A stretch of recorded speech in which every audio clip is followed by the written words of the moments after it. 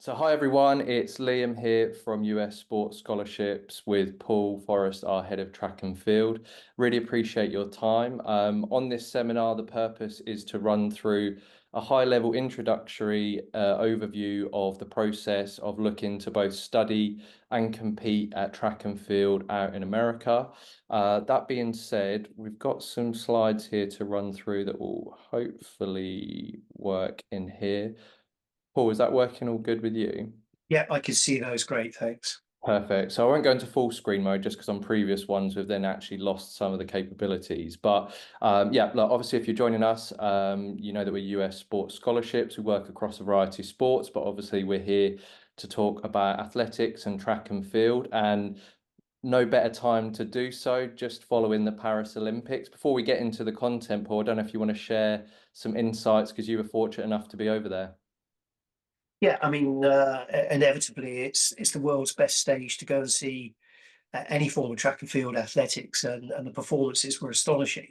I think what's most interesting is if you listen to any of the commentary, there's a reasonable chunk of recurring themes and messages coming out about the number of British athletes who have done particularly well because they've studied and/or trained in the US. So it's particularly pertinent to what we're covering today. Yeah, no, that's great. So, yeah, that being said, I mean, again, touching on Paris Olympics, you got Gabby Thomas there, who didn't have too bad Olympics, did she? And obviously, she came through at the Ivy Leagues with Harvard as well. So, fully appreciate that for some of you listening, well, the academics is just as important as your athletic capabilities. And then there's others of you that will be super talented and maybe, academics isn't your strong point, but you're able to use this opportunity to get yourself a degree at a fraction of a cost due to your abilities and therefore scholarship. So, yeah, variety of different pathways. Everyone's got different ability levels, both as an athlete and as a student, and recognizing that. And I guess that's probably a good time to segue into why would you even look to go out to America to study? I'd never actually been to America prior to moving there to be a student athlete, and I knew it was a big place, but probably didn't appreciate just how big. And if you put that in context, there's over 2,500 colleges and universities. And Paul, I know you'd studied at a few of those as well later on in life, which we'll touch on.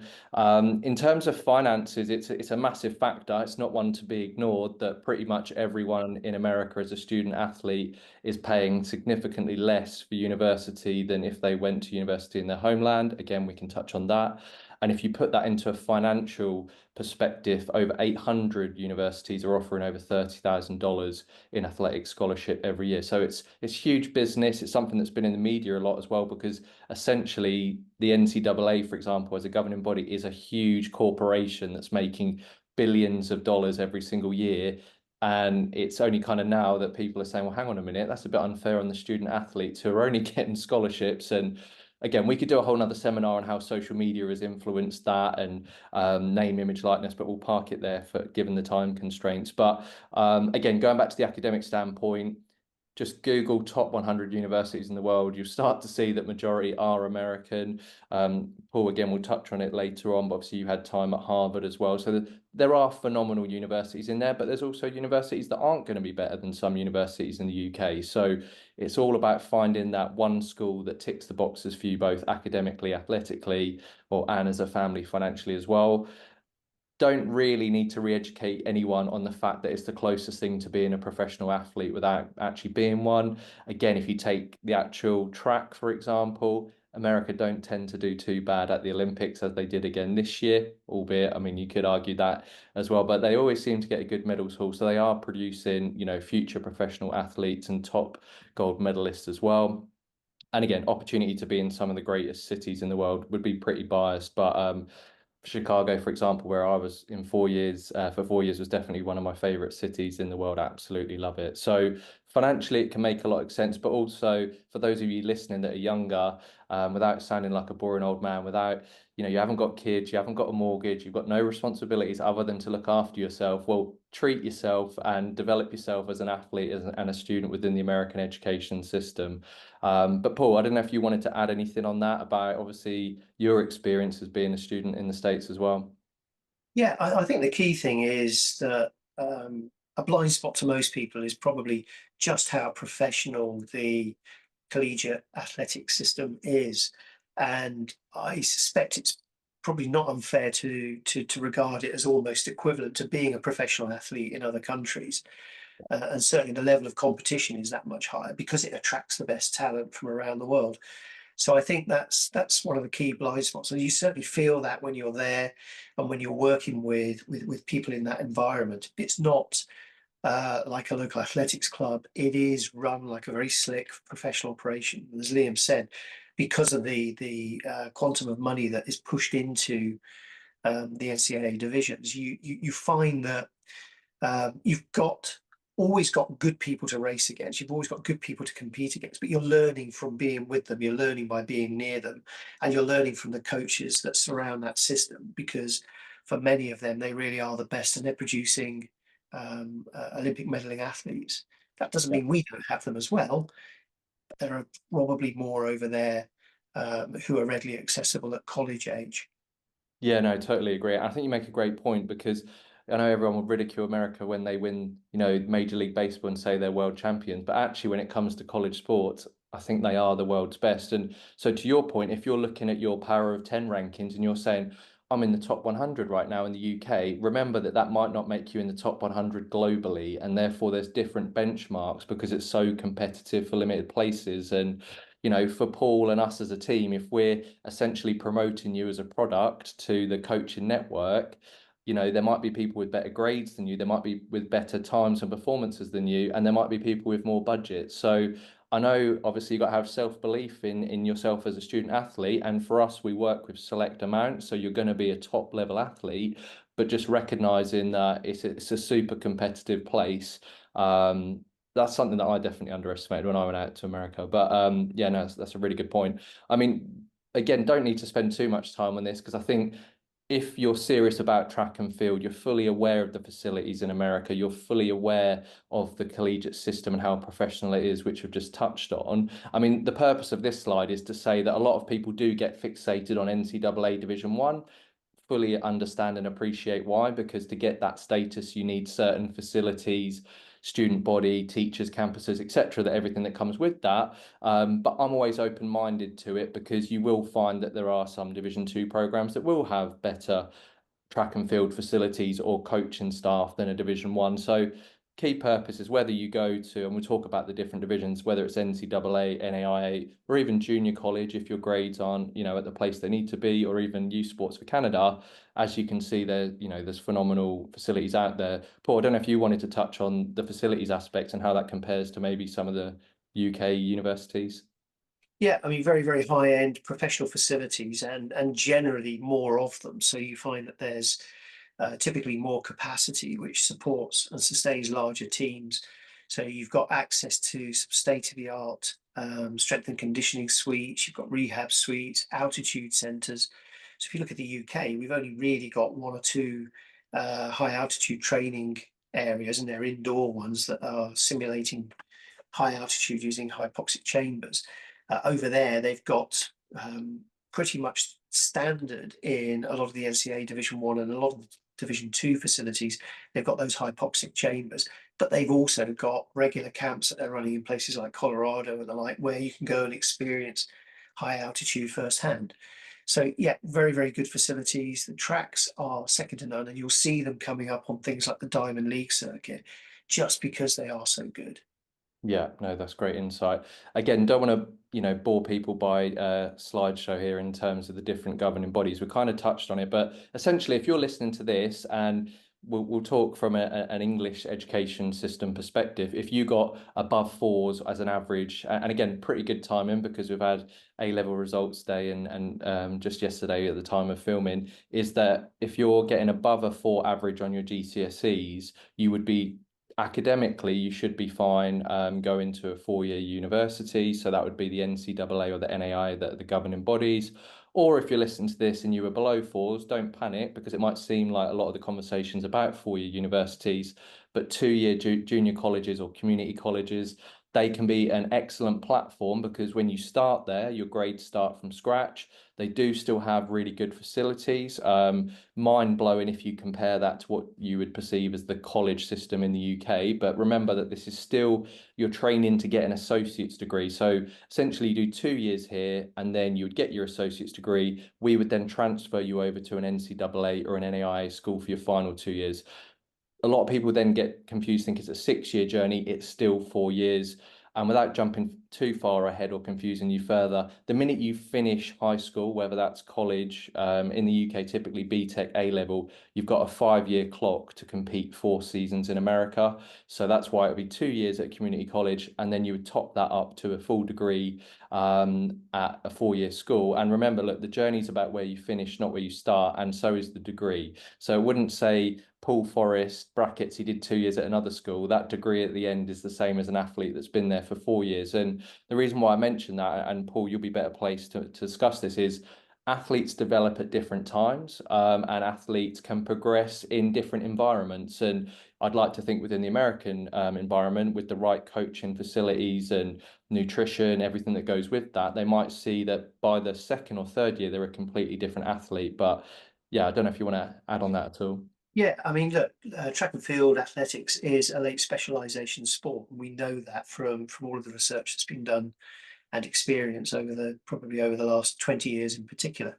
What that means is that, as Liam said, people develop at different stages, and often there are other things, influencing factors that may impact your performance in your A-level years, that later on you start to become more efficient in your training, more effective, and you then have better performances.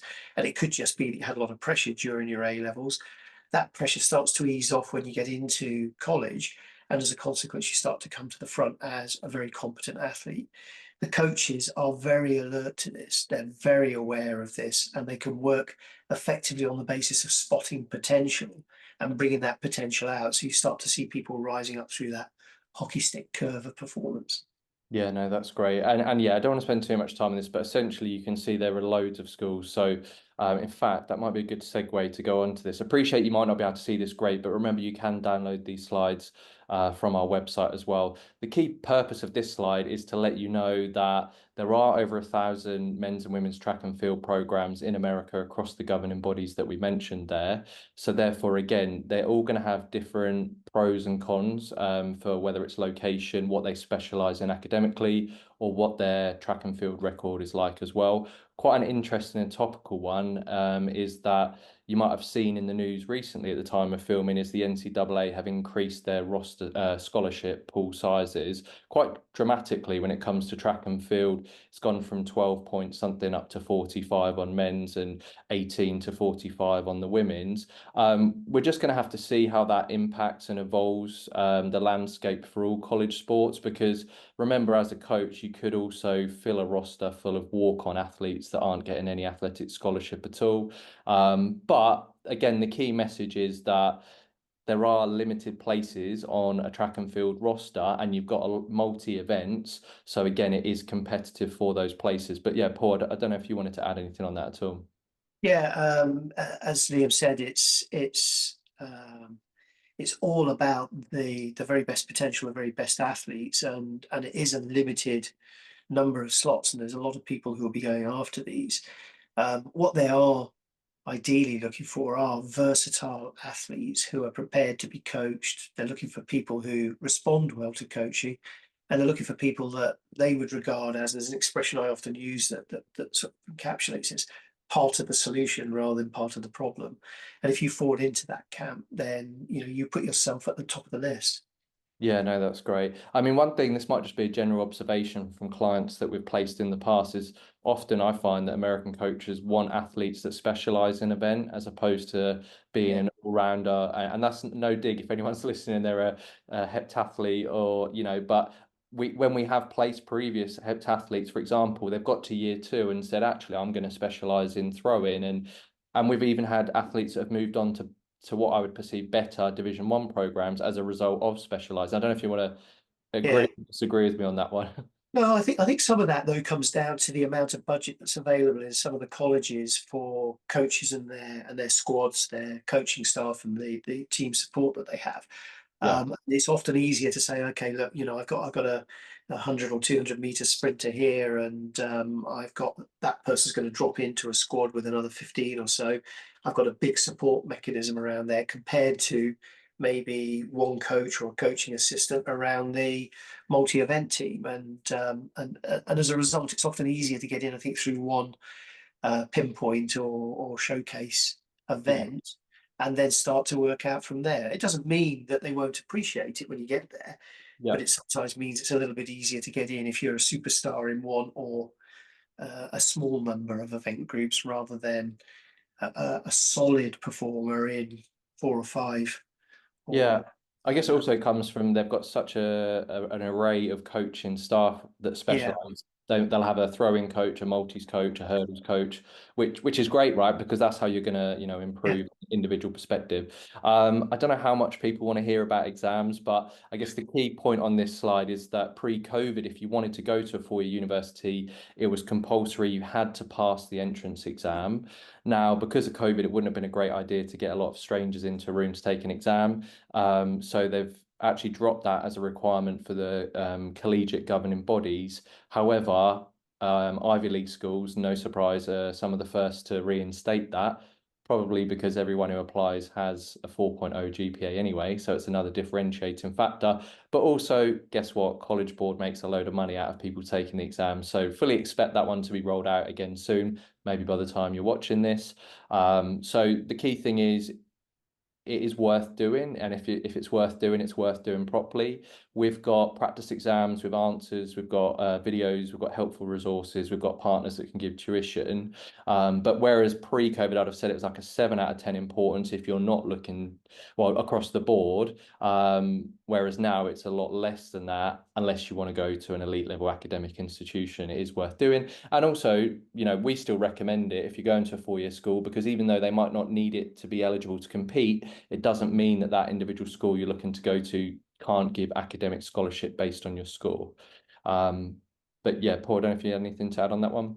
Not a great deal really, other than I think there's merit in doing it because it is a differentiator when you're in that Yeah. the gene pool that they're looking at. So, even if it's not currently a requirement in a particular area, if there are three athletes that are all at or around the same standard, but you've got a particularly good result on your SAT or your ACT, then I think that can help. Yeah, and also I would say the Americans are going to do it. So it'd be strange for an American not to have done it.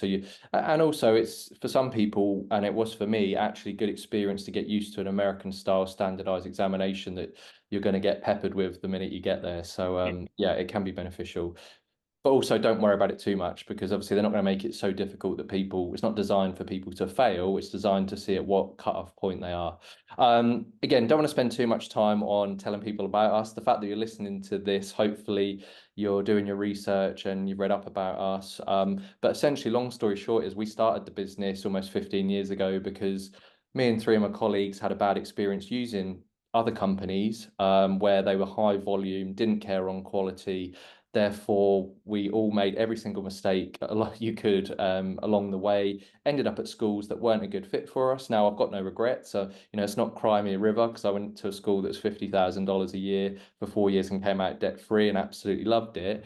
But I do definitely have regrets in terms of potentially transferring or maybe having a school that better fitted my athletic ability. So yeah, the key point is the way that we've operated from day one and will continue to is we actually only work with a maximum of 50 track and field athletes per year, which might seem strange, but hear me out. The reason being is you get the personalized service that I never got. I never heard from my company probably ever again after they signed me, because coaches were contacting me directly, other than when I got started getting like national awards. They got back in touch because they wanted to use that as a success story.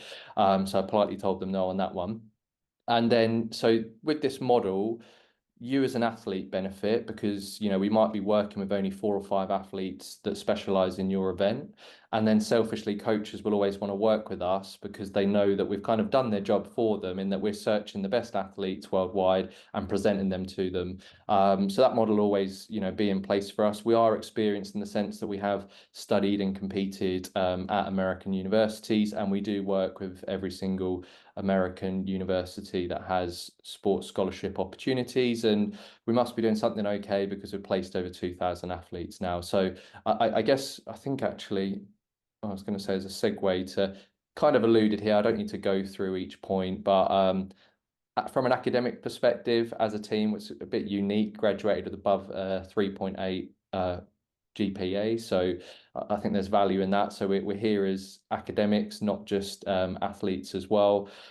We've got vast experience with that. And obviously pride ourselves on the service. So feel free to, check out our Trustpilot, and also not the easy bit, but sometimes the straightforward bit is getting you out to America. It's actually supporting you throughout that 4 years and beyond, and making sure that you're happy. As I said, the journey's about where you finish, not where you start. So therefore, you need the support so that if other opportunities do present themselves, we're there for you. One that maybe parents might appreciate more is we are actually a UCAS registered centre. So we're not saying put all your eggs in one basket, and therefore we can help facilitate UK uni applications for no extra charge and work with your college and you and your family to do so. As with any sport, you could get an injury, and you don't want to think that you've, gone in on America and then all of a sudden that's not an opportunity. We'll talk about the touring a little bit later on, and I think that's probably the key points there. Just skipping ahead. So as I said, super selective, over 20,000 applications a year. And then, yeah, everything I covered there. So I'll skip through a bit. I guess the point of this slide is to say the frustrating but exciting part of the process is you don't know where you're going to go until you start the process. And there is an element of luck, because a school might like you, but they actually might have enough throwers for next year. So therefore, they're not going to have scholarship for you.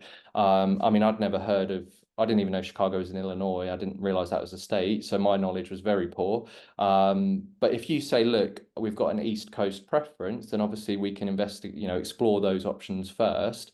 But just knowing that there is an element of luck for everything to fall into place with that. Paul, did you have anything to add on that one at all? Yeah, I mean, part of the requirement, I guess, for everyone thinking about going to the US is to put a little bit of heavy lifting into where you want to go and who the coaches are there that you're most attracted to. Whilst it is about you presenting yourself in the best possible way using the platform such as this. It is also about you having done enough due diligence to at least be able to convince the people the other side that you really are serious about going to the US, going to that particular college in that particular area to study that particular subject and to train with that particular coach. And it will make a huge amount of difference. Yeah, no, definitely. Because again, I think the research is key. But look, we're here to support you with that research. But 100% the Americans will know the coaches, they'll know all about the school, the same as if you were going to a UK university. So yeah, I think you make a really good point there. I talked about Trustpilot. I guess I always bore people with my background, but Paul, I didn't know if you wanted to just touch on how you've ended up here today and a little bit about your athletics credentials as well, just for those people that haven't spoken to you before. Sure. Yeah. Well, probably starting right back at the time when I went into the academic environment. I studied over in the US. I studied at Harvard and Duke in the US. I studied law. My view with the US system was that it was very different to what was available in the UK. It was very exciting. It was something that made me think very differently about study and how much further I wanted to go with my study, to the extent that I've actually done quite a few higher degrees, LLMs, MBA. I've got an MBA in law, and continue to study to this day. I'm in the process of completing a professional doctorate through the University of Central Lancashire at the moment on elite performance coaching. And all of that desire, that love for that type of environment came from being in the US, being on the East Coast, being in a town I love, being in Boston, and making the most of it. However, athletically, I wasn't as good as many of the people who'll be looking at this video today. Certainly not as good as a lot of the athletes I coach. And therefore I wasn't able to maximize my potential as an athlete because I just wasn't as gifted as they were.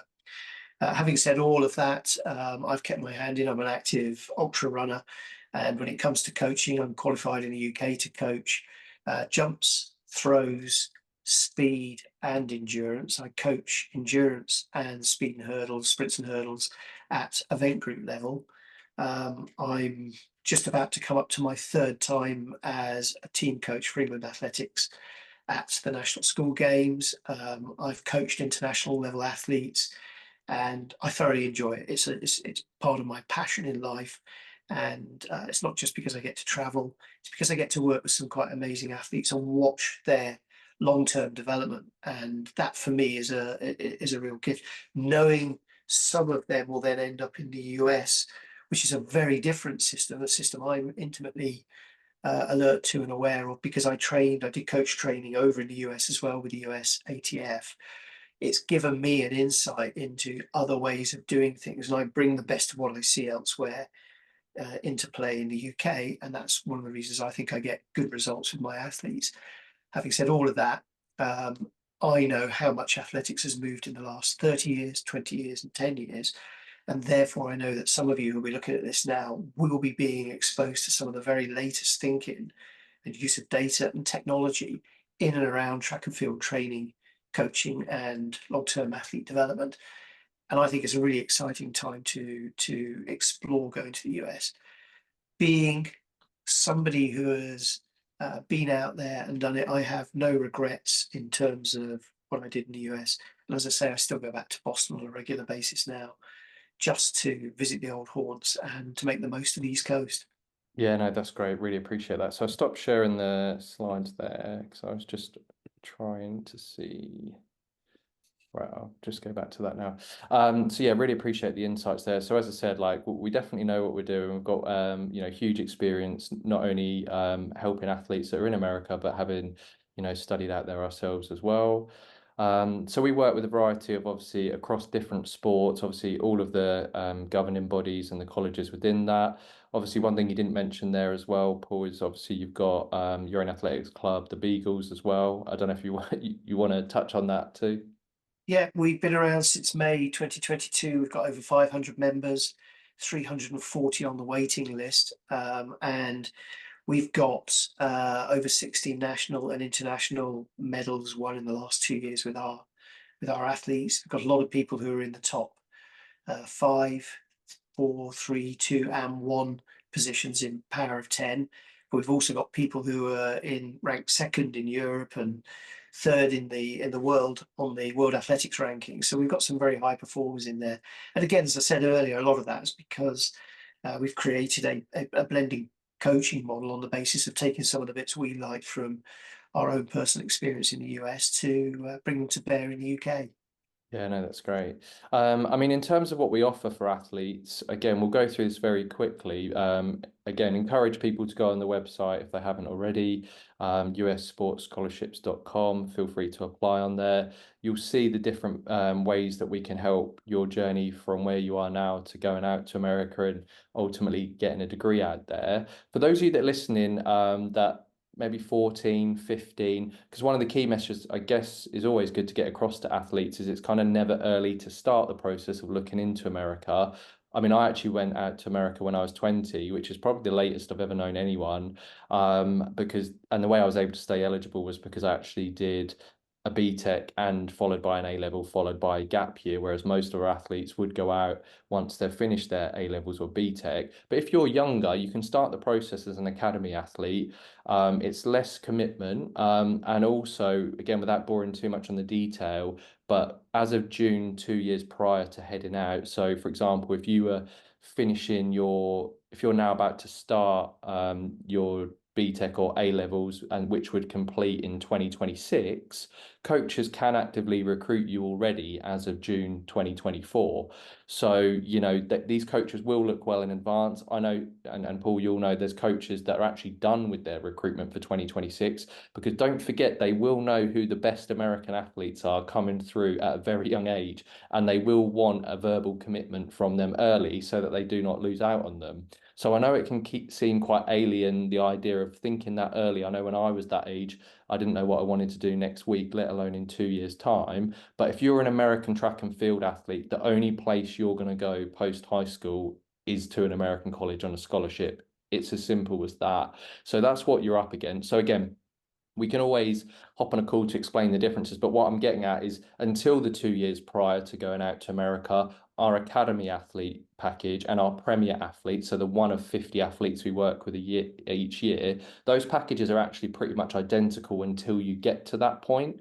But it's worthwhile if you've been offered a place upgrading prior to the June, because essentially it's illegal for a coach to contact you prior to that, but it doesn't mean that we can't promote you to those coaches. So that the minute the deadline where it's legal for them to contact you, you're at the front of the queue on their short list of people for that scholarship, as opposed to other athletes internationally or Americans. So with the Premier Athlete, we've kind of talked about it already today, is that it's helping you from today where you might be a 15-year-old all the way through to being a 22-year-old that's graduated or even looking to do a graduate program we can help with. Now, we've talked a lot about if you think of us as a sports agent, ideally, essentially you'll judge us based on what schools and offers that we're able to help generate for you. But what you'll hopefully get from today is, it's everything else that goes with that. There's a lot of fun paperwork, but calculating your grade point average, helping with admissions, particularly if you're looking to get into an elite academic institution. You've got eligibility centres if you're looking to go to a 4-year school. You've got health insurance, visas, flights, and then actually supporting you for the whole 4 years while you're out there as well. But again, I don't want to bore you too much with the details, but you can find more information on the website. I'll pass over to you on this one, Paul. So something that's, again, pretty good timing because relatively new for us, and that we're right now in the process of finalising details for. But we will be, a lot of you might realise we already do sports tours, but we will be looking to do a track and field specific sports tour for 2025. If you're listening to this in 2025, I'm sure there'll be one for 2026. So this is just the first one we're looking to explore. But Paul, I don't know if you want to just give people an overview of what we're looking to achieve from this tour next year. Yeah, I guess it's probably best described as allowing us to create an environment where we can socialize what it's like to be in a training environment at a high-end US university. So for those people who are going on the tour, there's an opportunity to go and do some training in that environment, learn more about how training is performed over there, learn what the coaching environment looks like, learn what the physical environment looks like, and just ultimately get a feel for it and a taster. From a practical perspective, that means also getting some live training at one of these facilities and having the opportunity to try your hand with, I guess, probably a real opportunity here to show your wares, show how good you are. We can do some video work and we can capture all of that, and that can become part of your promotional package. Yeah, no, that's great. And there'll be opportunities to look around university campuses, to meet university coaches. So, like Paul said, it's the most immersive way to see what it's like to be a student athlete, but also there'll be a lot of practical benefits to you because obviously, Paul, you'll be leading that in terms of the coaching, providing finer detail and feedback on how they can help improve and even from the most foundational things of actually being used to being away from home, which for a lot of you might be the first time you've been to America as well.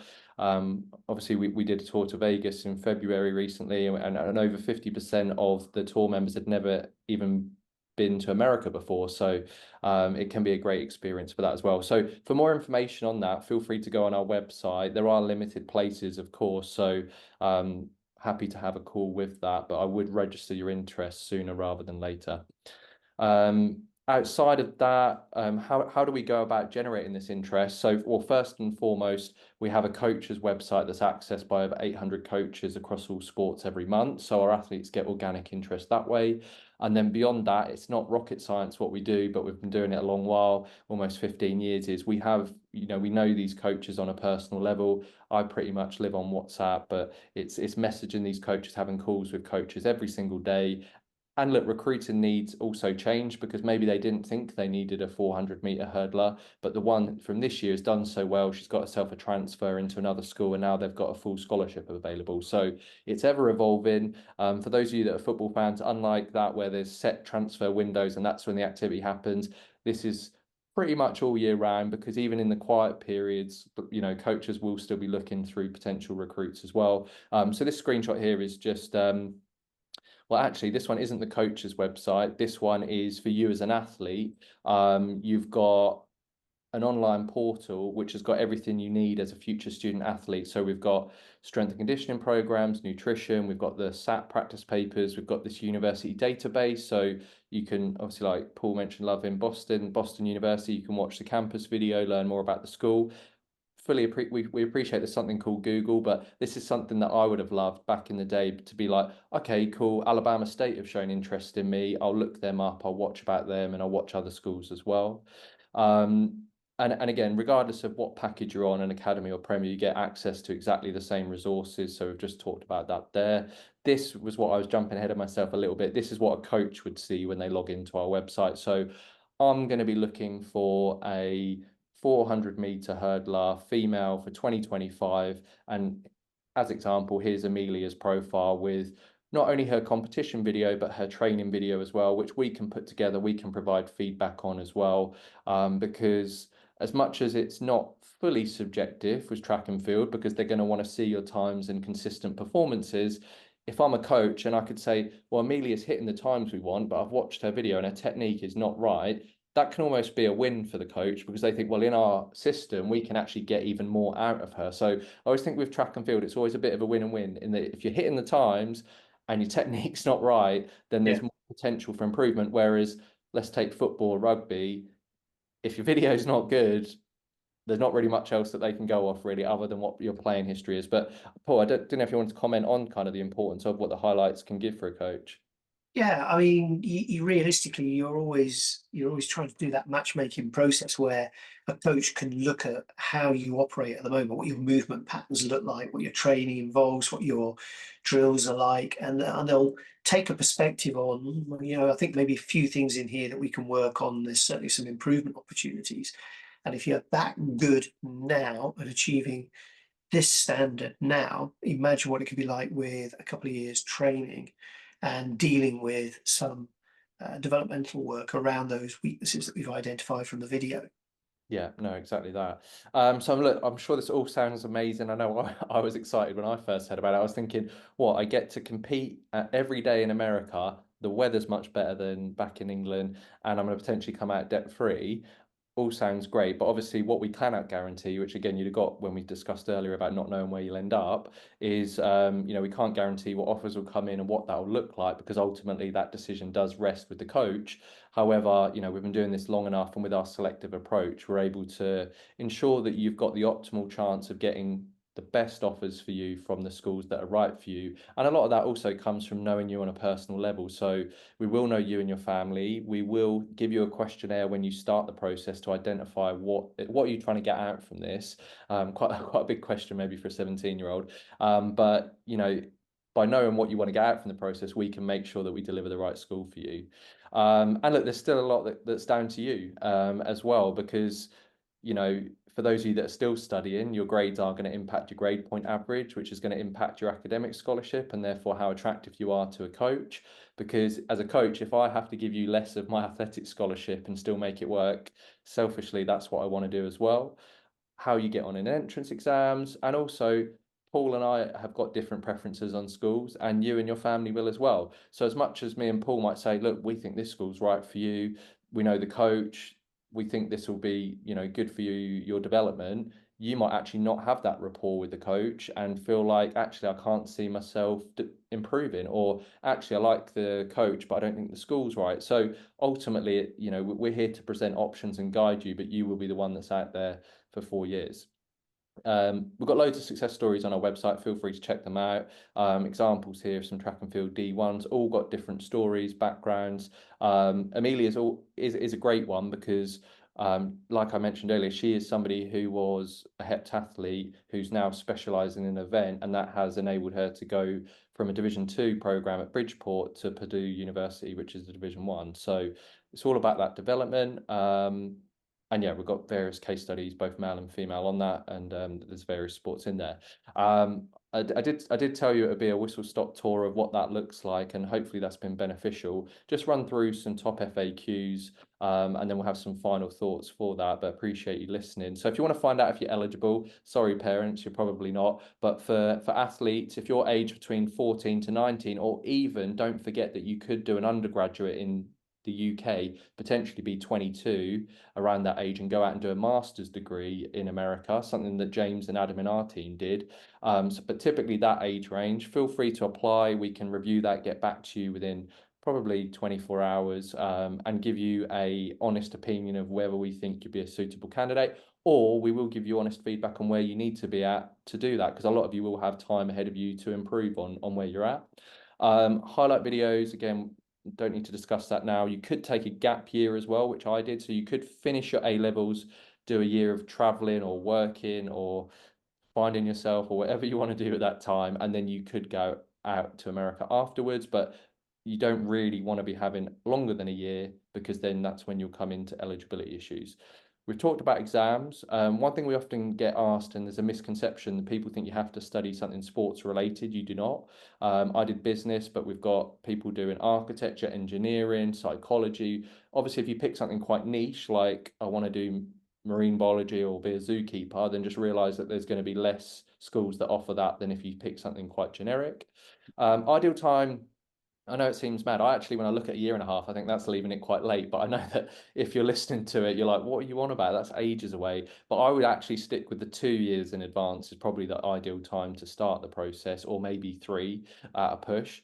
What determines how much scholarship you get? Again, hopefully you got from today is can be your grades, it can be obviously your performances, it can be your entrance exam, it can be various things. So why not do as well as you can in everything and maximize your chances? Other costs, a lot of people talk about full scholarships. Obviously, they are reserved for the most elite level student athletes because it is so competitive. So probably say unless you are competing for your country or within the top 10, there's probably going to be an element of cost to that.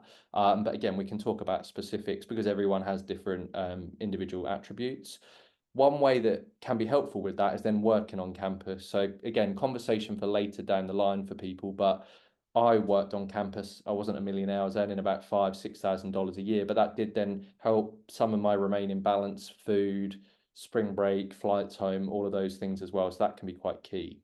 So what's next? We are, I mean, as of right now, we're in 2024, so we are recruiting for later on, but 2025, 2026, and I'd say 2027 as well.